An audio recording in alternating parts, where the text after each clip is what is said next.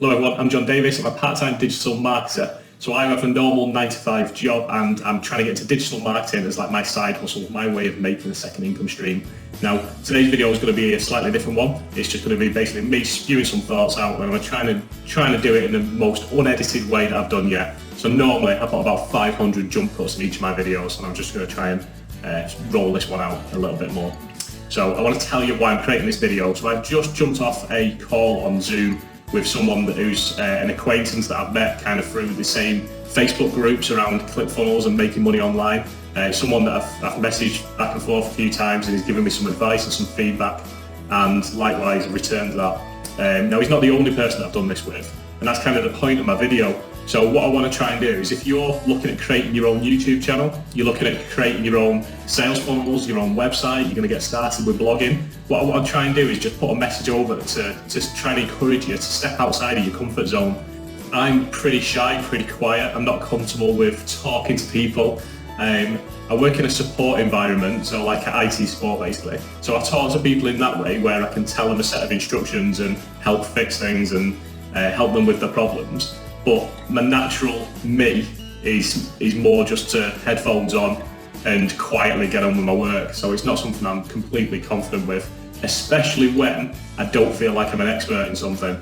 So I was the kid at school, and I know a lot of people are similar, but I was the kid at school where the teacher would go around the class and they would ask the question. I don't know what the question would be, but they'd ask a question. I would be 99.9% certain I knew the answer to that question, but there was no way in the world I was going to put my hand up and say, oh, I know what it is. I've never been like that. So whether I was 6 years old or quite a lot of years older than that, I've never ever wanted to just put my hand up and volunteer an answer. I've never had that kind of self-confidence because I've always suffered from that fear of failure, fear of being wrong. I mean, what you've got to look at it like logically, what's the worst that could happen? The worst that might happen is a kid might laugh and say, oh, you gave the wrong answer. That's about it. It's not nothing life-changing is going to happen from just giving the wrong answer and volunteering it at it. But for some reason, in my head, you can't get over that mental barrier. Like I say, I just jumped off a call with this person, so that's the first time I've really connected and spoken to someone through Zoom or any messaging app where I've actually held a conversation with them. It's almost like an art form that we've forgotten now. So before you could actually use the internet or send text messages, it used to be that you'd have to ring your friends and say like, oh, you're going out tonight, I'll meet you here, and you'd have no way of communicating other than that. And it made me realise how much it's all now, we're so reliant on like online digital communication, sending text messages and WhatsApp messages and Facebook messages, and it's all messages. We don't speak anymore, do we? It's like I'm forgetting and losing the ability to speak.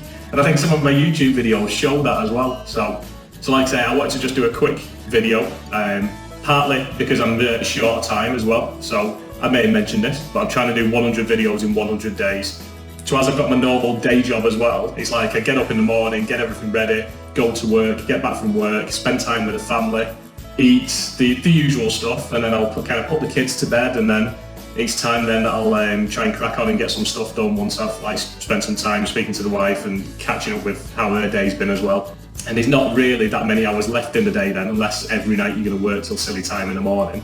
Yeah, so it's about being efficient with that time and kind of planning things out and being organised, and to create a lot of content in a short space of time. I think you've got to feel inspired and to really immerse yourself. So when I'm driving to work, I put podcasts on by Stephen Larson or Russell Brunson or various entrepreneurs, or I'll listen to audio books that are kind of mindset or motivation or business related, or I'm trying to like engulf myself with it. When I have my lunch break, I might go and sit in the car and listen to a bit more. I might read. I might kind of try and catch up with some of my work. I'm trying to make it so it's like all consuming. And what I'm trying to get at here is one thing that I've found recently is the more you open yourself up and the more you speak to people, the more you find it kind of gets your own brain ticking. It's getting things constantly in your head, and helping others as well gives you that almost that drive to make sure you're telling them the right thing, or to research a little bit, or to go out your way to help them. And I am finding how that kind of comes around in circles as well. So whereas I might be having that conversation with that person, we're talking about their business and maybe their next steps, and trying to give some encouragement or some feedback or some brutal truth if they've asked for it. Or I'm finding now that the more I've put myself out there, I've probably got quite a few people now that I like kind of message regularly and get feedback off them. There's a few people that are like, if I create a new funnel or I create something different that I've never done before and I've got all these doubts about it, that I'll send them a message and just say, look, can you be brutal? Can you give me some feedback on that? And I'd definitely encourage that. So if you're looking at setting a YouTube channel, if you're looking at creating a blog, whatever it is you're wanting to do and you're creating your online presence, it could be that you've got a business already, you've got products and services that you want to sell. But one thing I would definitely encourage is to just take the guard down, take the barrier down, lose a little bit of that fear of failure, put your hand up and volunteer your answer.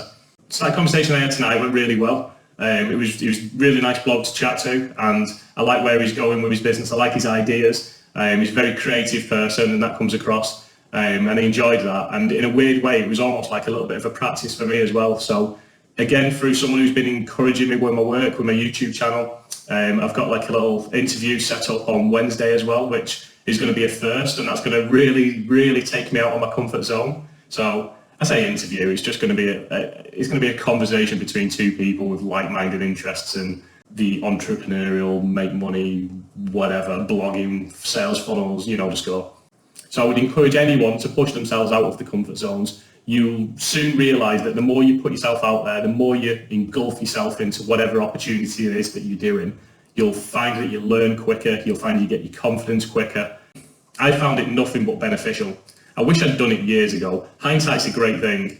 So I actually remember a long time ago, when I was probably about, 23, 24, in the job I was working, one of my best mates in that job as well, he had kids at the time, so he was like a few years older than me. And I'm almost like following his life, but just several years later. And I remember at the time he was saying to me, I'm importing toys from America and I'm selling them on eBay and I'm doing this and I'm doing that. And I remember thinking, oh God, that's a lot of effort. That is such a lot of effort. And he was like, why don't you do it with me? I think he was like downloading images for popular cartoons in America that weren't out in the UK. And then he was creating t-shirts and toys and stuff with them images on. And then when they came over here and they blew up and became really popular, he was the only one on eBay that had them. They obviously weren't officially licensed or endorsed, but who cares really? He was selling stuff on eBay, and he was spending all night like ironing these transfers onto t-shirts to sell on eBay.